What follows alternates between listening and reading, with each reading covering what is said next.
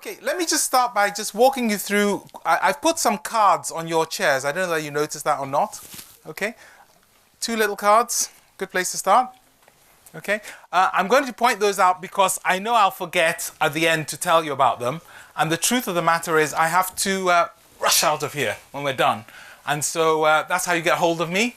And also it's notes from what we're going to talk about. I'm at Eddie Obeng. So if you need to ask me questions afterwards, please do. What I'd like to do is start by just sort of telling you a little story, and then I'll build on that, because the title of my session is something like Counterintuitive Thinking for a Digitally Disrupted World.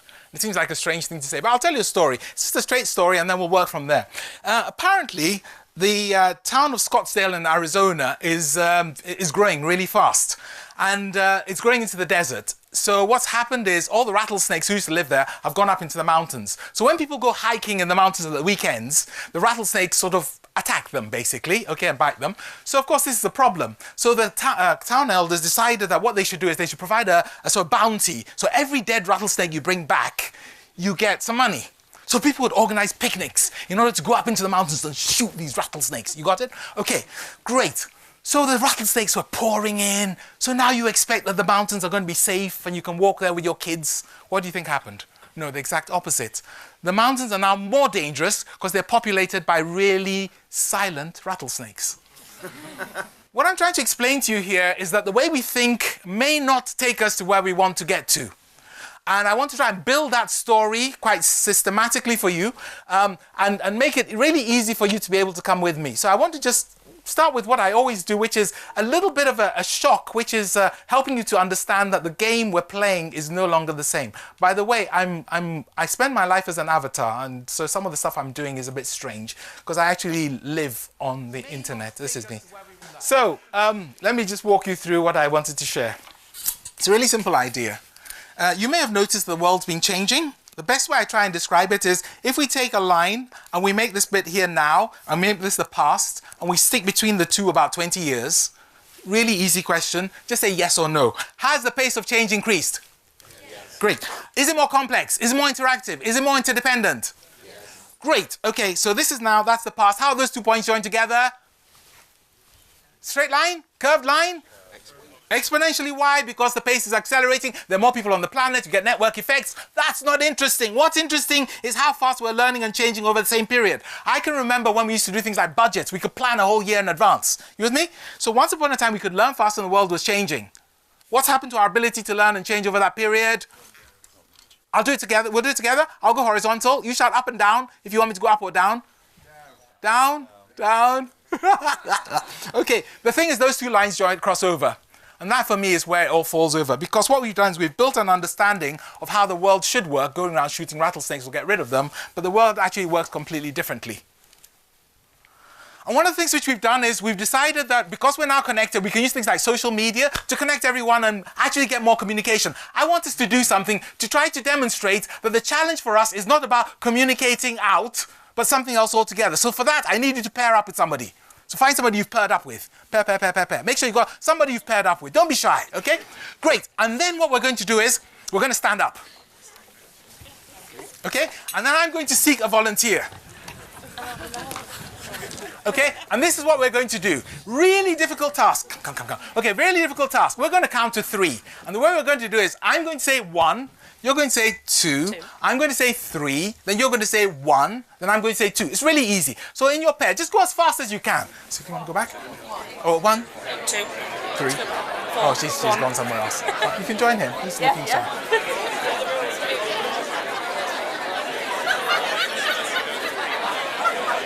Oh, that's pathetic! Stop! Embarrassing! Wait! I'll make it easier for you. Obviously, 3 numbers is too hard for you. So forget the first number. What we're going to go is going to go click, 2, 3. You're going to click, 2, 3, click, 2, 3, click. Go, faster. Only 2 numbers to remember. Look, much easier. Forget all the numbers. Just remember 3. So now we go click, then you clap your hands, then you say 3. Click, clap, 3. Go. High speed. Show me how it's done.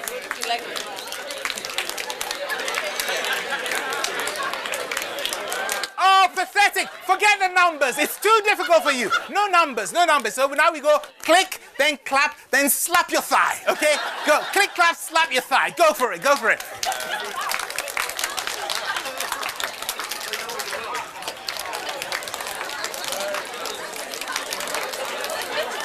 Rubbish! Okay, look, let's go back to 1, 2, 3. Just go back to 1, 2, 3 and see what's happened. Just go back to 1, 2, 3, 1, 2, 3, 1, 2, 3. Brilliant! Fabulous! Applause! Well done! Yes, okay, you can sit down now. And I have a question. How come you couldn't count to 3 at the start? What happened?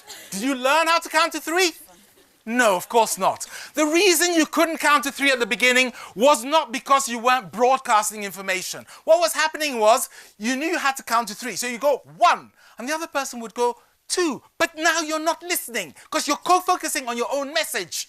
So you couldn't hear what they said. So you go, did that happen to you?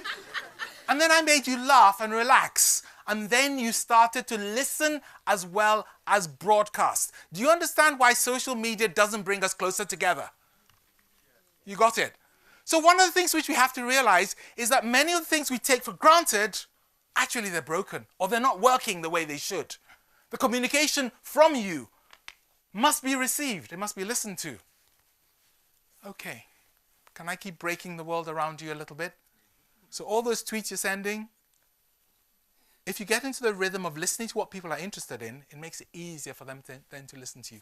Second place I want to take us, which is a bit strange, is into understanding a little bit about how the world around us has been reconfigured. You see, I live virtually. I mean, I'm sure you've read my bio or you probably Googled me, but I live virtually. This is one of my classrooms. This is where I live. I live here as an avatar. I wander around. I teach in here. So that's basically my life. So why am I telling you this? I'm telling you this quite simply because coming here yesterday and struggling through the fog was intriguing for me. I wake up, my typical days, I'll wake up and run a workshop with avatars maybe from Australia. And then I'll go home and have breakfast. And then I'll maybe have a meeting face to face.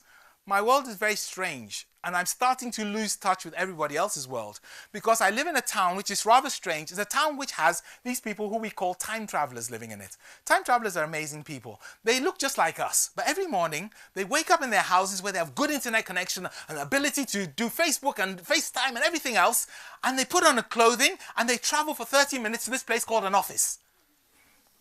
Yeah, amazing. But the place they left was the 21st century. When they arrive at the office, it's the 20th century. Everything's locked down, nothing works, you know. They talk about, well, one day we'll use the cloud, but they can't actually access it. Are you with me? Okay, so you imagine they've traveled here to have a good time, to drink some beer, do something like that. No. What do? They spend their time sending each other these things called emails. They're like 20th century letters. Have you heard about them? I email you, you reply to me, you blind CC her, she bumps into him, he emails me. Have you seen these things before? And then we do that backwards and forwards. Finally, we realize how many of us are involved in the conversation. So we say, let's have a meeting to discuss this. Bad news. We've all traveled to different offices. We cannot meet. So we use another amazing 20th century invention called an audio conference call. Have you come across this? Amazing device. Basically, you all phone the same number and it goes beep, who's there? It's me, etc. And then what happens for the next hour is that one person talks and 12 people continue to do their emails. Amazing miracle.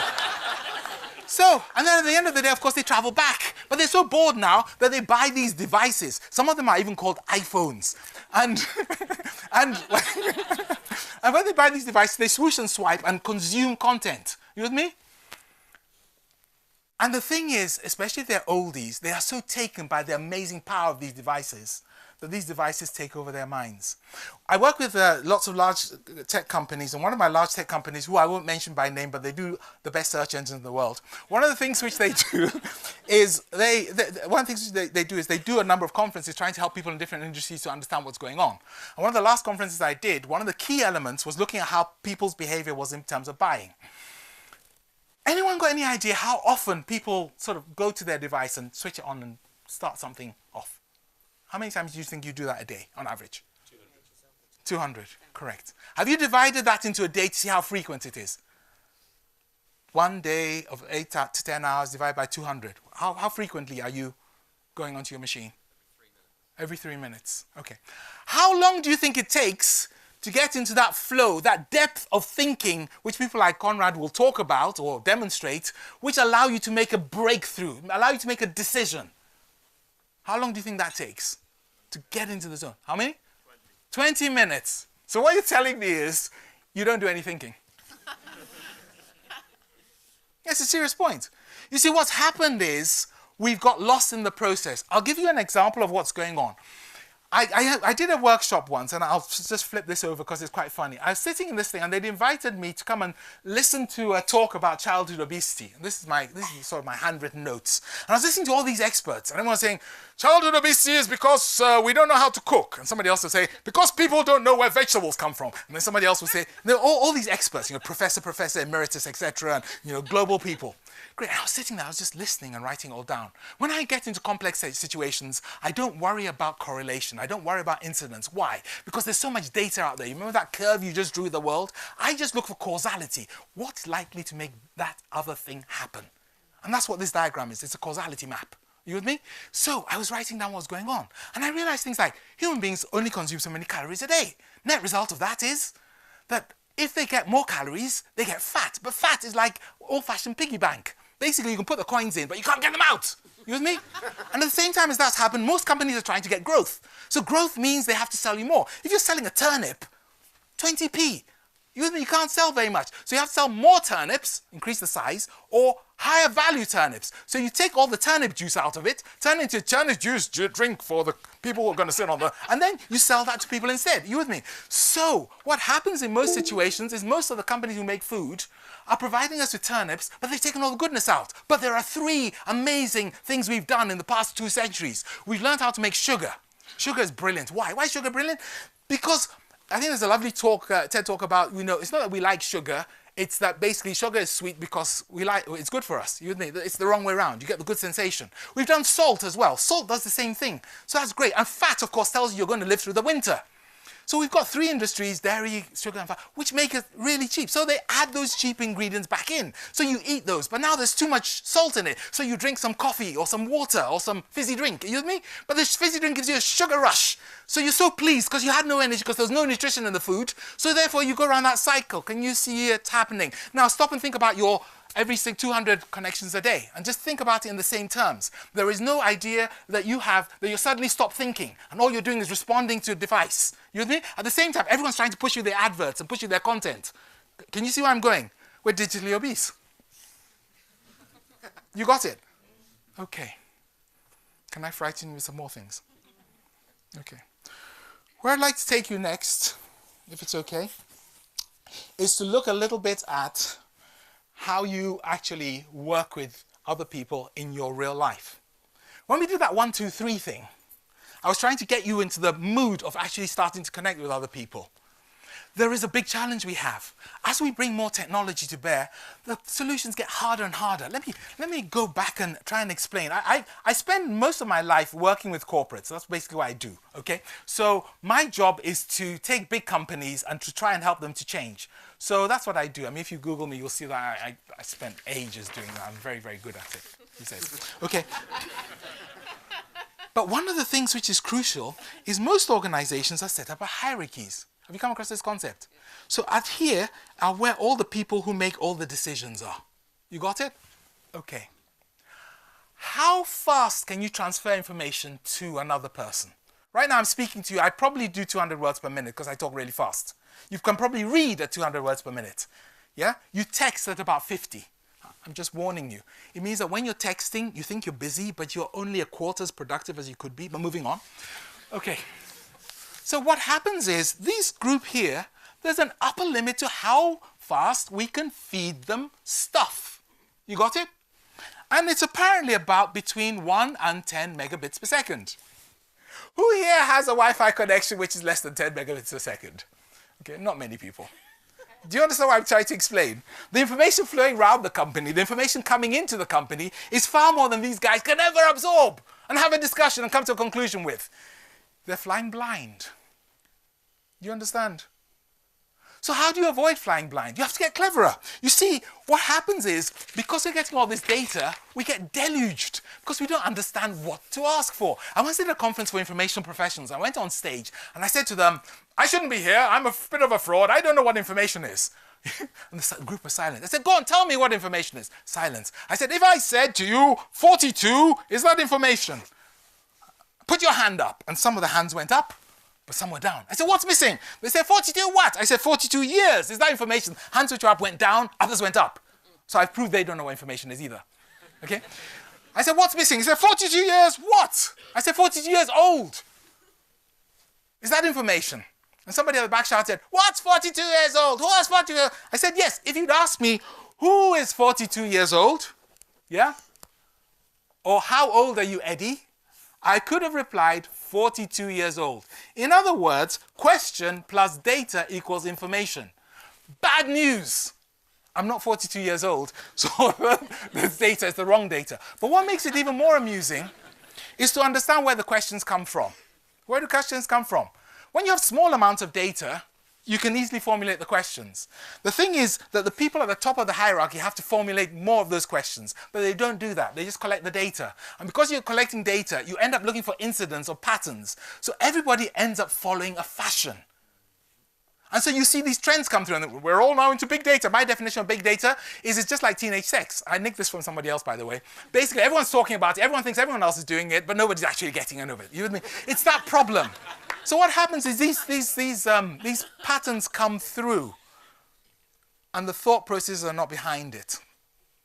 And we have to regain our ability to think. So, if you understand this part, you'll also understand that people who actually work with big data sets, part of what they do is they formulate ways of trying to describe the question visually and in other ways, which then enables them to look at the data sets in a different way, which then enables them to pull out the information. But as a general rule, most organizations don't get this. And even if they do, they spend their time talking about last year. They look backwards, they report, they take data from the past and try and use it. What is it we learned right at the beginning on these curves? Tomorrow and today don't look the same because the pace is accelerating. Have you any idea how much of our time we're wasting? So I'm going to sort of stop at that point and just maybe take one or two questions. Then I'm going to invite you to an event and maybe show you a short video about other people working virtually with me. And then we can close. Any questions?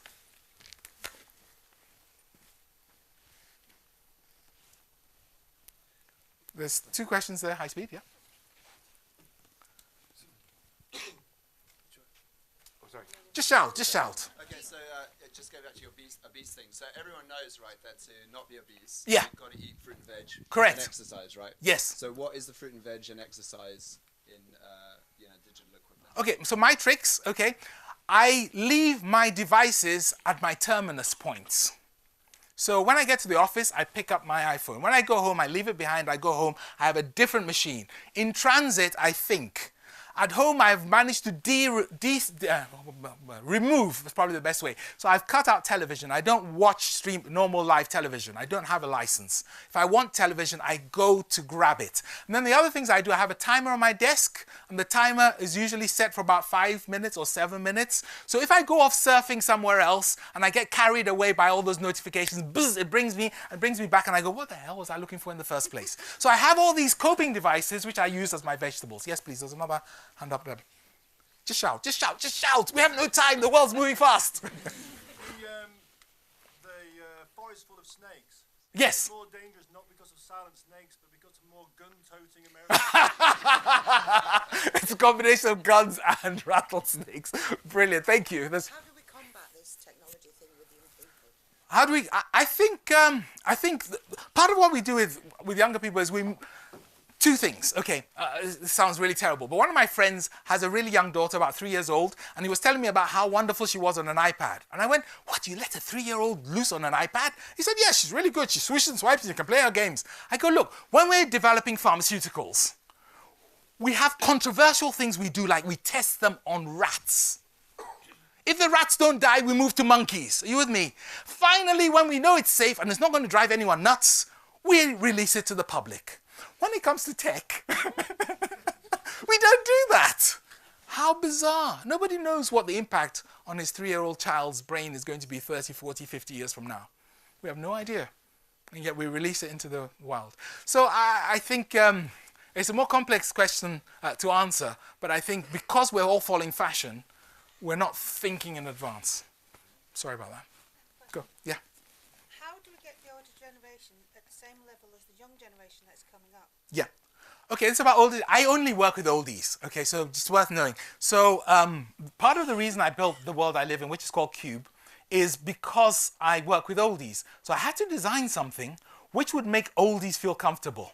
So, so I work with oldies, and what you find with oldies is that the best way to engage them is actually to do stuff which they recognize. So the way I've built my environment is basically so that people recognize the bits. You know, when we started, I had a little whiteboard.